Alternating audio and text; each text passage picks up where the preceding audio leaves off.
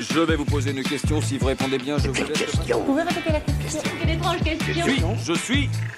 Le ciné en question.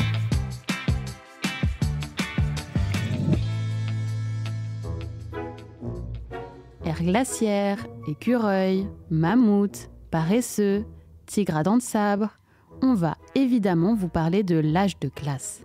Les Français commencent à suivre les aventures de Manny, Sid et Diego en juin 2002 au cinéma, grâce aux réalisateurs Chris Wedge et Carlos Saldana. Dans les salles obscures, les spectateurs découvrent l'histoire de ce trio détonnant composé d'un mammouth, d'un paresseux et d'un tigre à dents de sabre. Le pitch ? 20 000 ans avant notre ère, Manny, mammouth solitaire et un peu grognon, a commencé sa migration.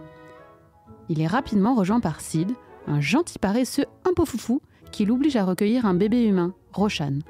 Ce petit être leur a été confié par sa mère juste avant de mourir, et Sid entreprend de le rapporter à son clan de chasseurs nomades. Sur le chemin, Manny et Sid devront tout faire pour protéger le bambin. Ils croiseront notamment la route de Diego, tigre aux dents de sabre. Pour le meilleur et pour le pire. Mais surtout pour le meilleur. C'est le début d'une, ou plutôt de plusieurs aventures épiques entre les personnages.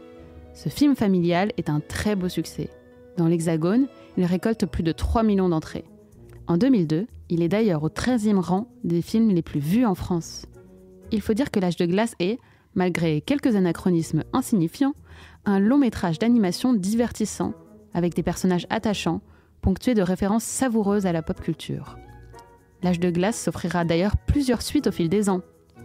L'un des personnages les plus appréciés de L'Âge de glace n'a toutefois pas beaucoup de temps d'écran.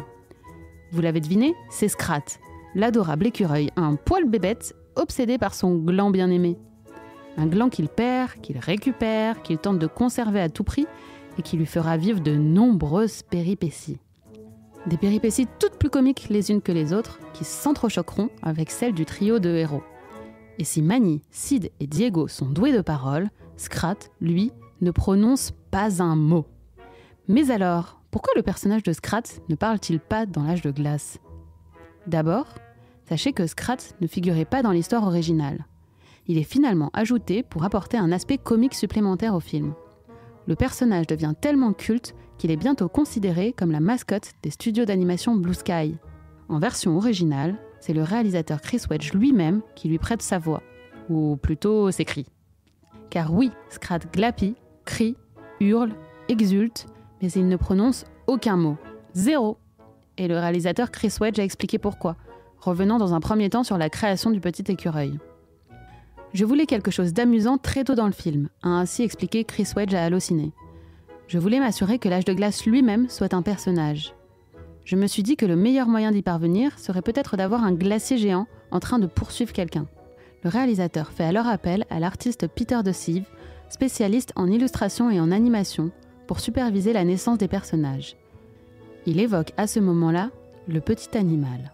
Je lui ai demandé quel était le plus petit personnage qu'il avait dessiné, et il m'a montré un petit écureuil, raconte-t-il.